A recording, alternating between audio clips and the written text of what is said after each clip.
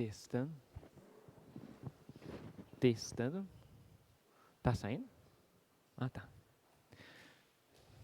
Obrigado. Graça e paz, igreja. Dando continuidade à nossa série de exposições no livro de Efésios. Não sei se vocês lembram, semana retrasada, a pastora Teca trouxe a mensagem a respeito de Efésios 1, que é do 1 ao 14. Hoje a gente vai falar de Efésios 15 a 23, que o título é Ações de Graça e Oração. Abra suas Bíblias lá em Efésios 1, 15 a 23.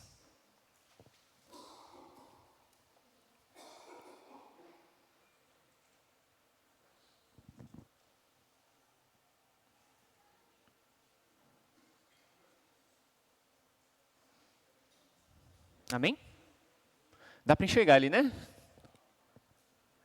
Por essa razão, desde que ouvi da fé que vocês têm no Senhor Jesus e no amor para com todos os santos, não deixo de dar graças por vocês, mencionando-os nas minhas orações. Peço que o Deus do nosso Senhor Jesus Cristo, o glorioso Pai, dê a vocês espírito de sabedoria e de revelação por meio do pleno conhecimento dele.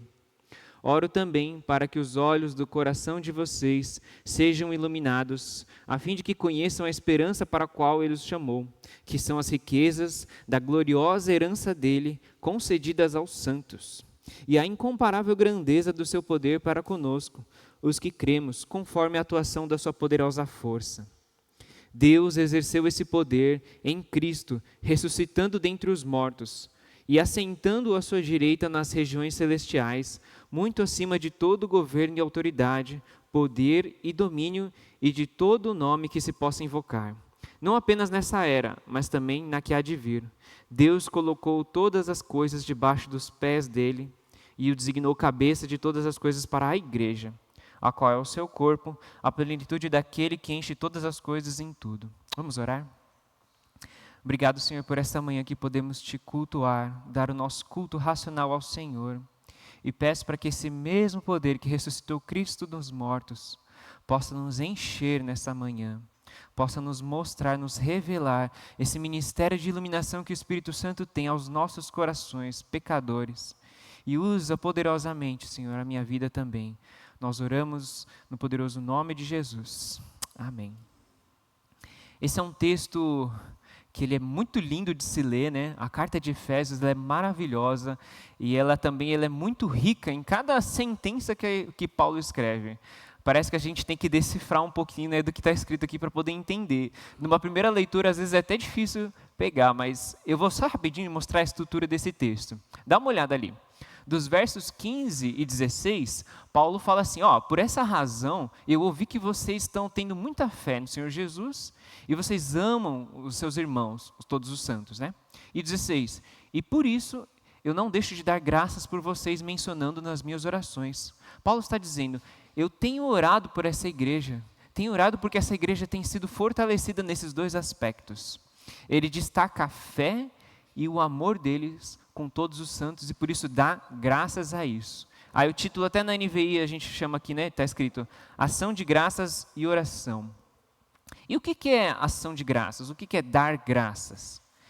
Dar graças significa que Paulo está rendendo, está glorificando a Deus na sua oração por virtudes na igreja que a própria igreja não teria se não fosse ele dando a bênção sobre a igreja.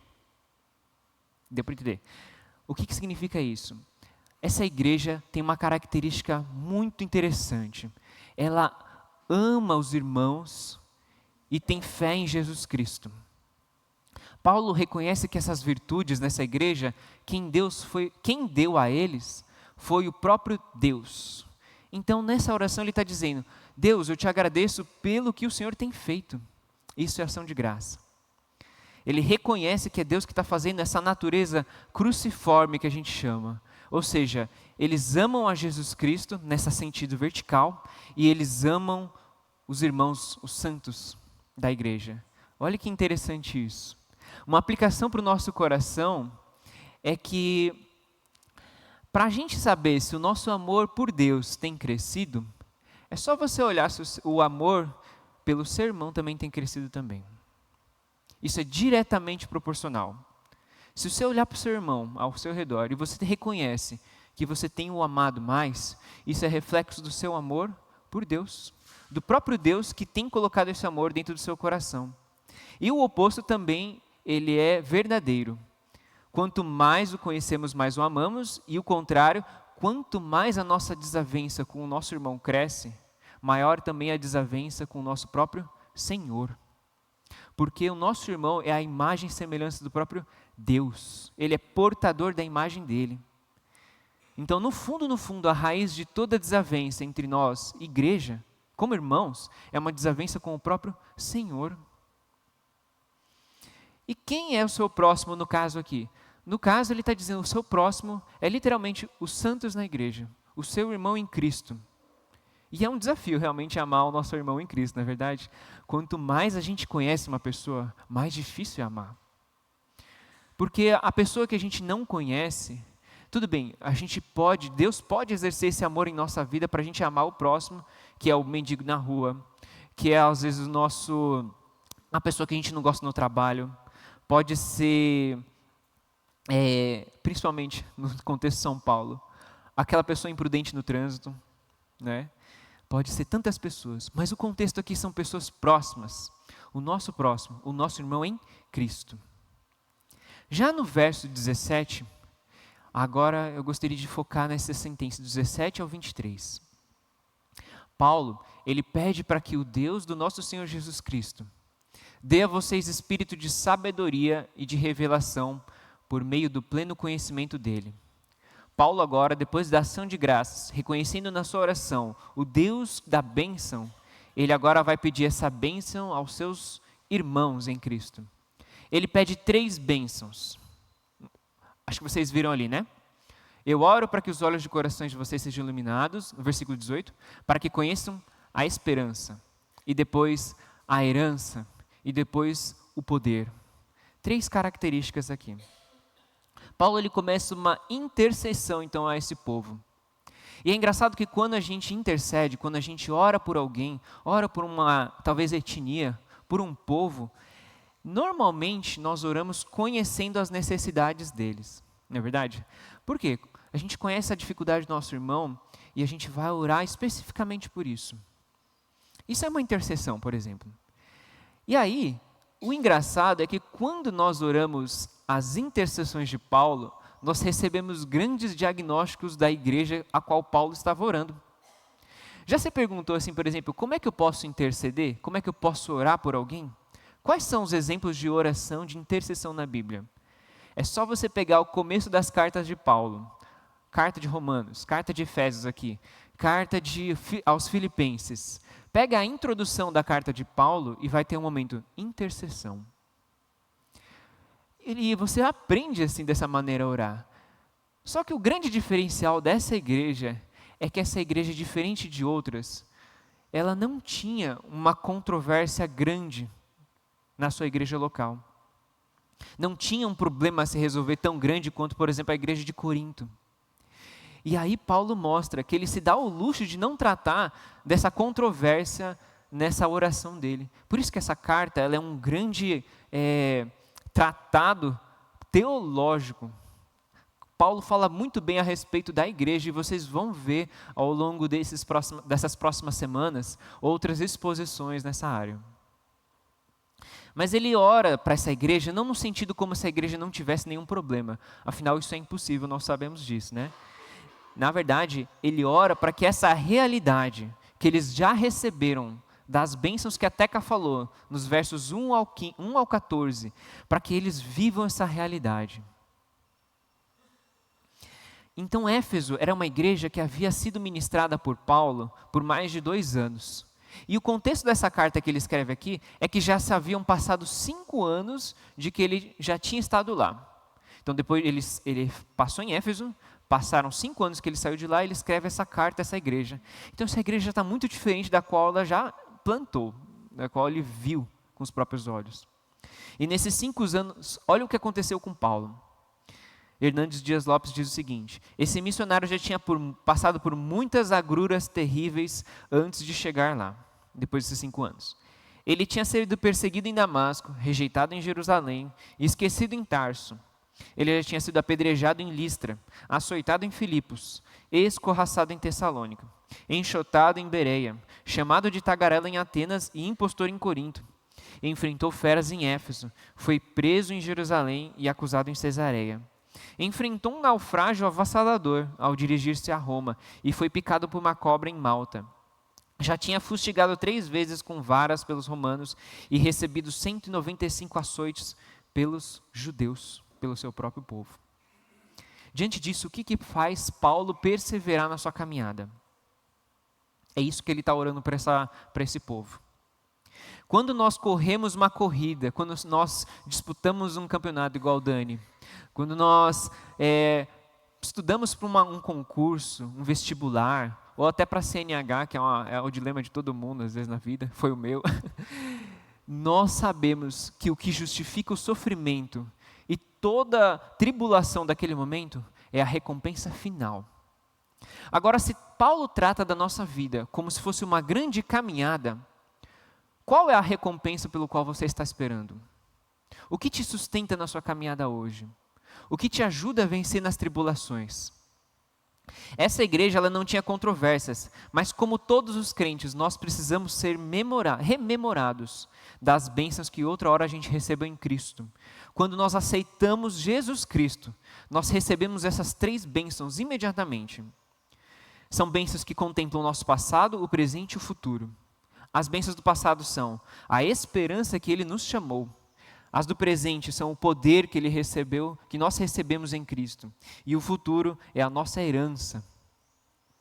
A consciência dessas bênçãos que nós recebemos, ele é o grande alívio, ele é o grande alento dos nossos corações para as nossas tribulações e provações da vida.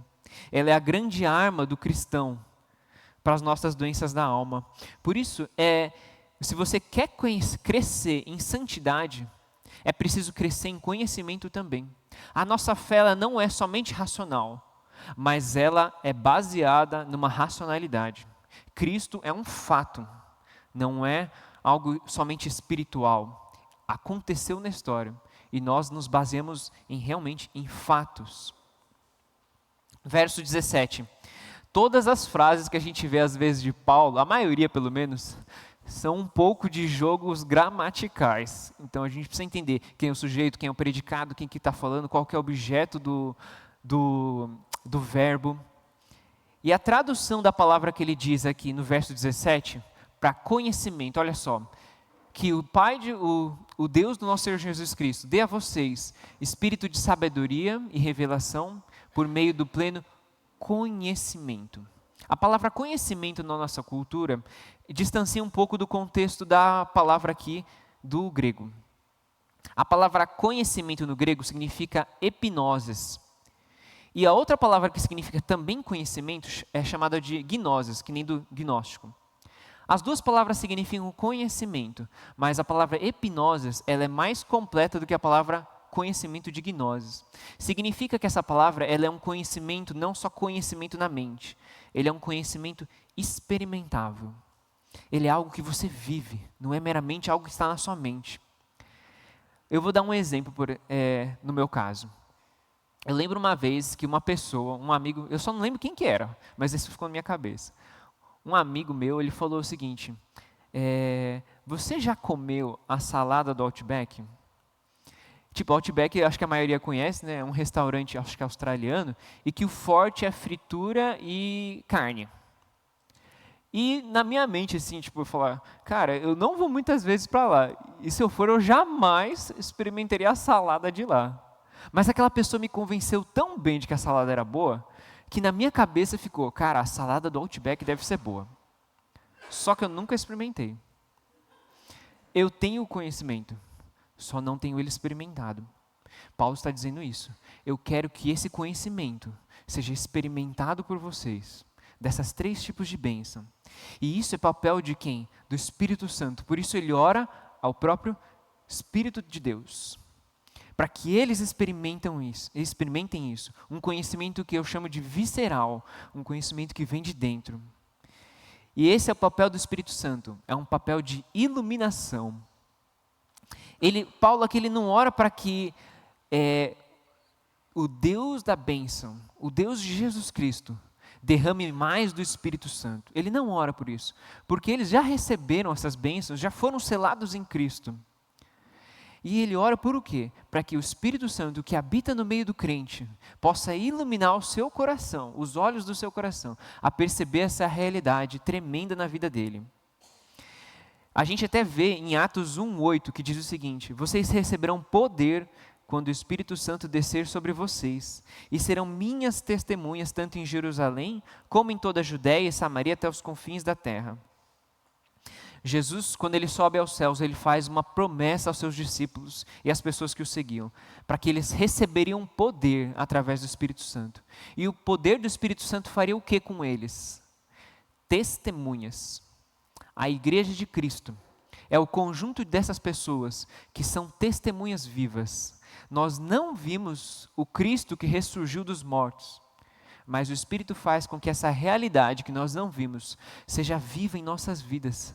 Por isso, nós somos um conjunto de testemunhas vivas do Cristo que ressurgiu. E aí ele começa orando: eu quero que o Espírito Santo faça com que conheçamos a nossa esperança. Verso 18, primeira parte. Paulo ora para que os olhos dos corações deles entendam essa realidade do que é a esperança. E nessa época, a gente pode realmente entender que o mundo deles era um mundo sem esperança. No sentido de que vamos entender um texto que eu acho muito interessante.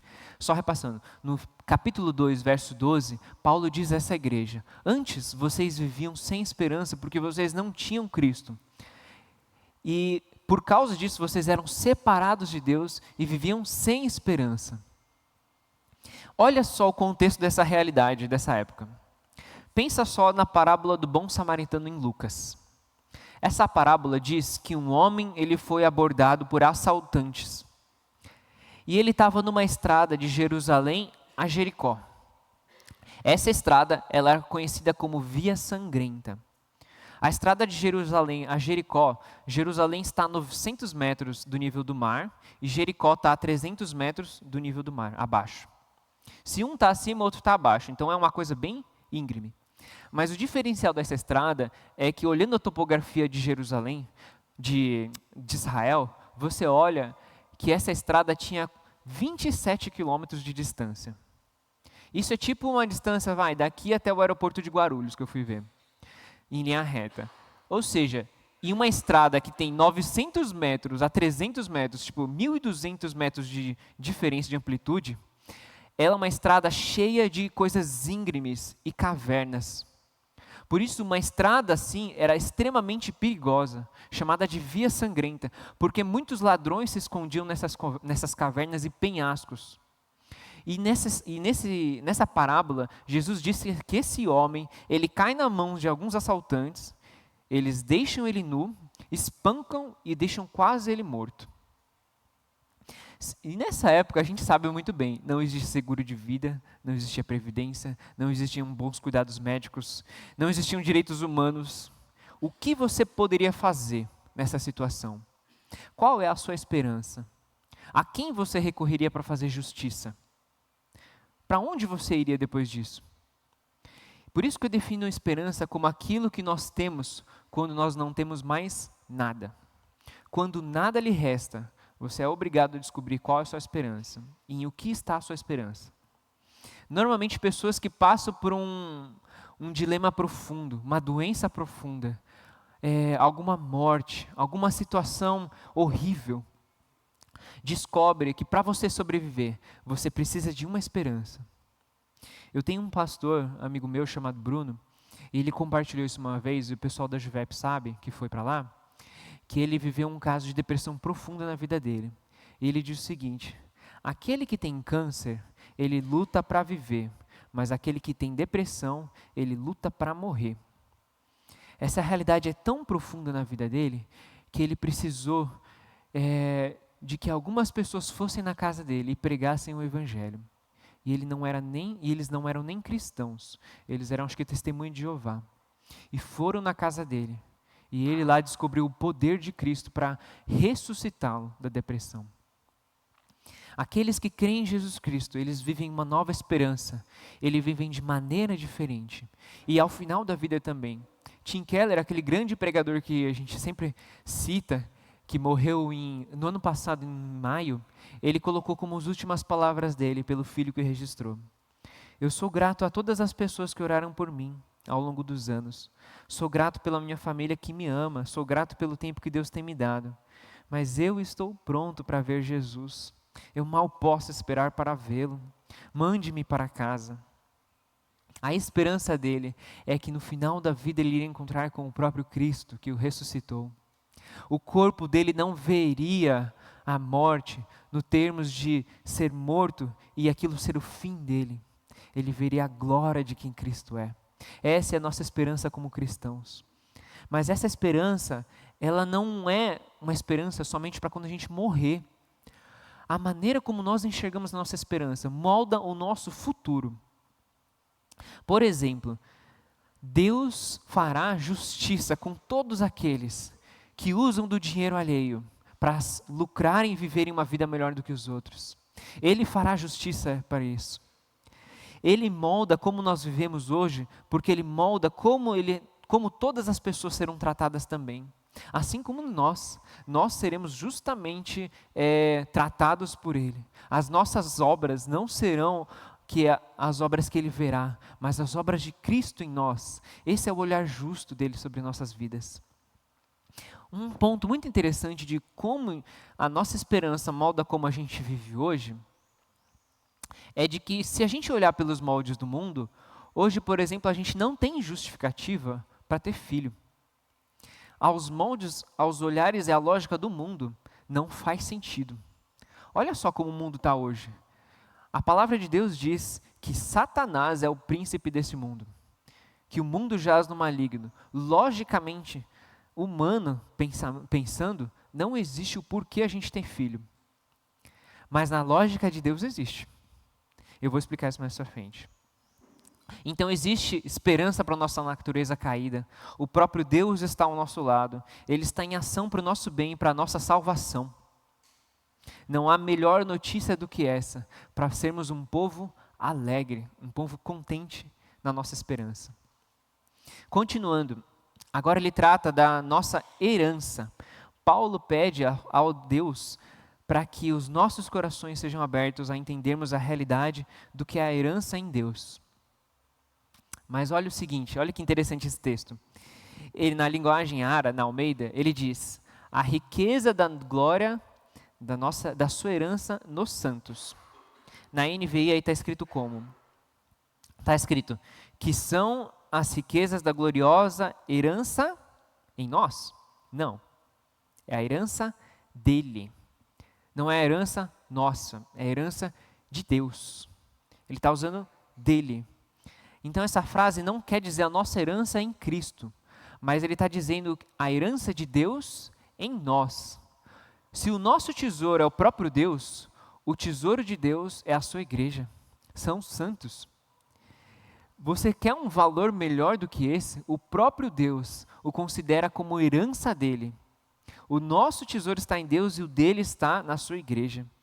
Você entende o seu valor diante de Deus? Isso é absurdo, isso é desconcertante de se entender. Dizer que Jesus Cristo, prestem atenção, dizer que Jesus Cristo é o Filho de Deus, significa que Deus tem um herdeiro.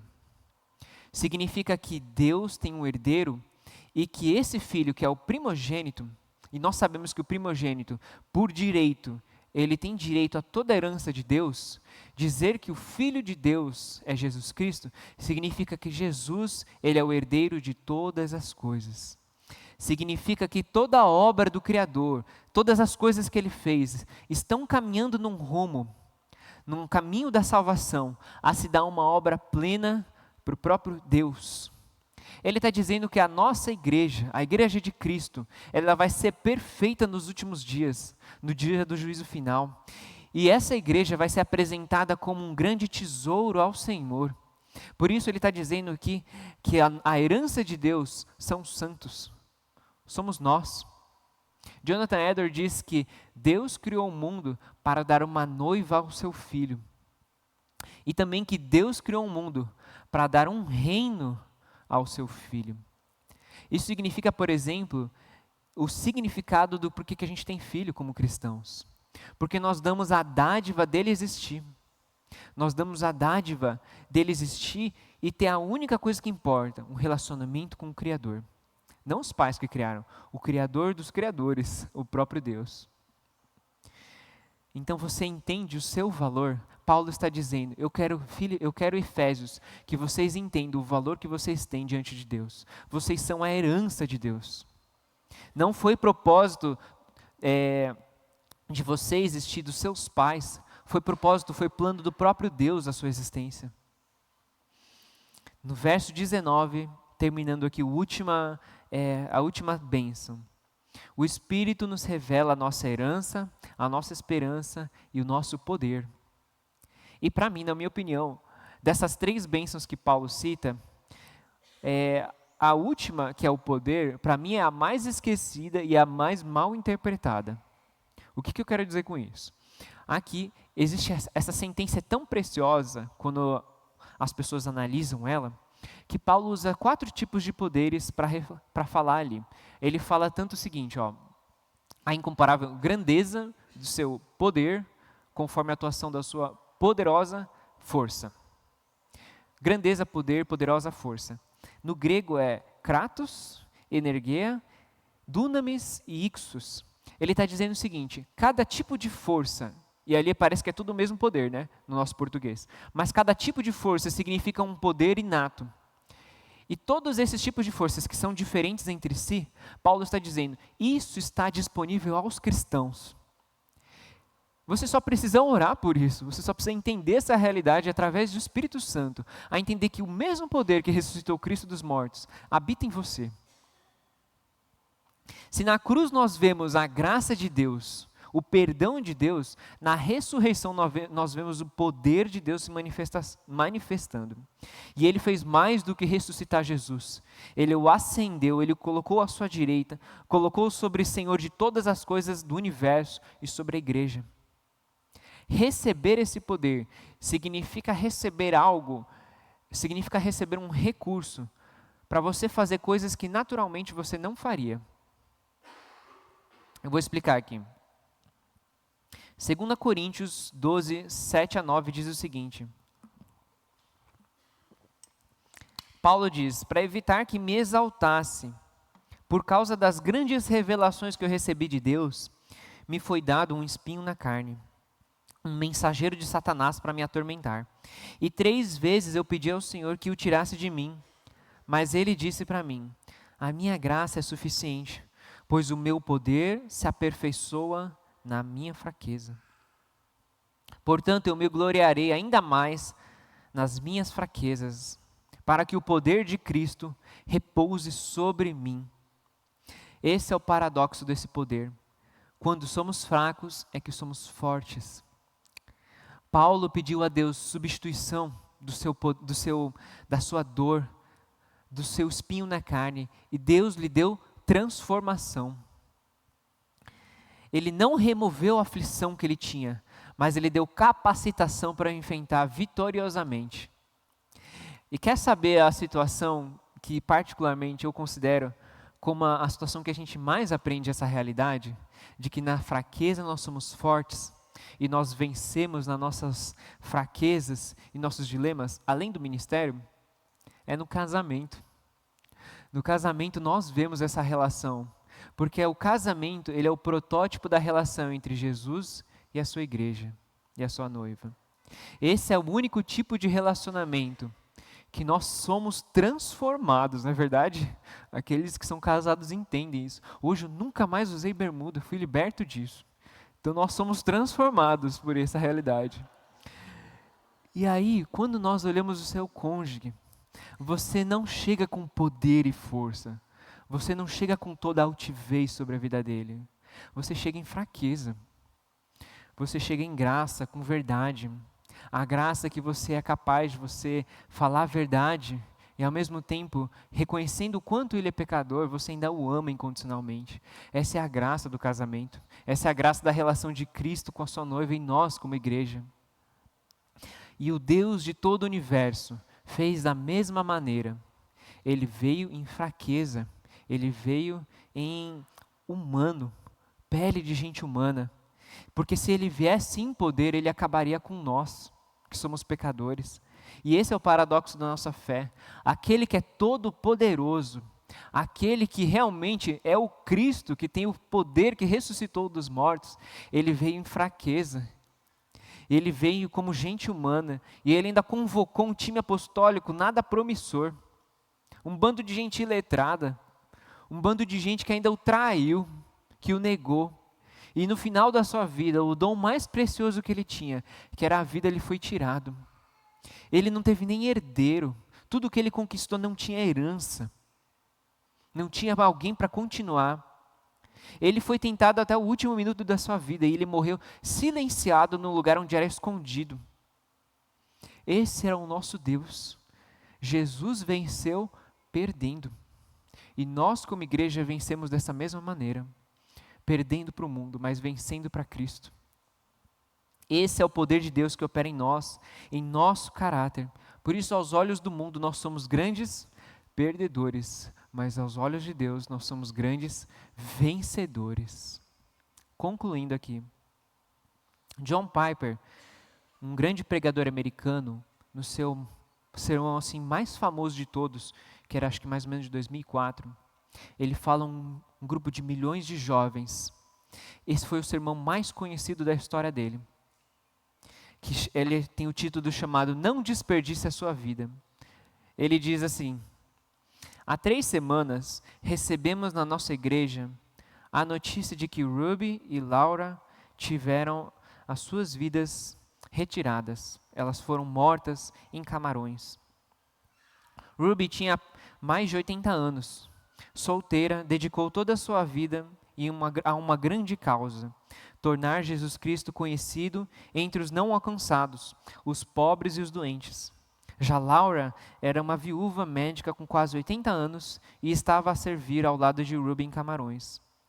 E algumas travas da moradia que elas estavam cederam e elas caíram no precipício e morreram instantaneamente. E eu pergunto a vocês, isso é uma tragédia? Isso é uma vida de perdedores? 2 vidas movidas por uma grande visão, gastas no serviço não anunciado aos pobres que perecem à glória de Jesus Cristo. E 2 décadas depois de quase todos os seus colegas americanos terem se retirado para desperdiçar as suas vidas em coisas na Flórida, no Novo México. Não, isso não é uma tragédia. Isso não são perdedores. Na verdade, isso são vencedores. E isso é uma glória, isso é uma vida bem vivida para Deus. Eu digo a vocês o que é uma tragédia. E ele leu aqueles folhetos de aposentadoria sobre o que é uma tragédia. Bob e Penny aposentaram-se antecipadamente dos seus empregos há 5 anos. Quando ele tinha 59 anos e ela 51. Agora eles vivem lá na Flórida, onde passeiam no seu cruzeiro, jogam tênis e colecionam rochas e vão viver assim até o resto das suas vidas. Isso é uma tragédia. Isso é uma vida perdedora. Hoje pessoas gastam milhões de dólares e reais para passarem a visão a vocês que isso é uma vida que vale a pena ser vivida. Mas uma vida em que o poder de Deus operou na vida do crente é uma vida que vai usar o seu poder para viver uma vida inteiramente para a glória de Jesus. Essa é uma vida vencedora. Isso não é uma tragédia. Isso é vencer para o mundo. Amém? Vamos orar? Senhor Jesus Cristo, nós oramos nesta manhã ao único que é capaz de iluminar os nossos corações, a vivermos uma vida como o Senhor já nos deu. O Senhor já nos encheu das riquezas, das suas heranças, do seu poder, da sua herança. A todos aqui que já confessaram Cristo como Senhor e Jesus como Senhor e Salvador das suas vidas, já têm essas dimensões dessa realidade em suas vidas. Por isso eu oro para que o Espírito de Deus possa revelar essa herança, essa esperança em nossas vidas, esse poder que opera em nossas vidas para amar, para fazer as coisas que nós não faríamos se não fosse a nossa carne, como pecadores.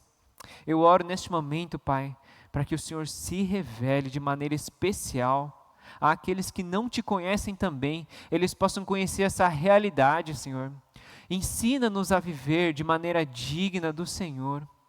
E nós oramos confiantes que essa oração, a oração que Paulo fez aos Efésios, possa ser uma oração à nossa igreja, diariamente, para que possamos compreender a realidade que Cristo fez em nossas vidas e ainda fará. Nós oramos no glorioso nome de Jesus Cristo.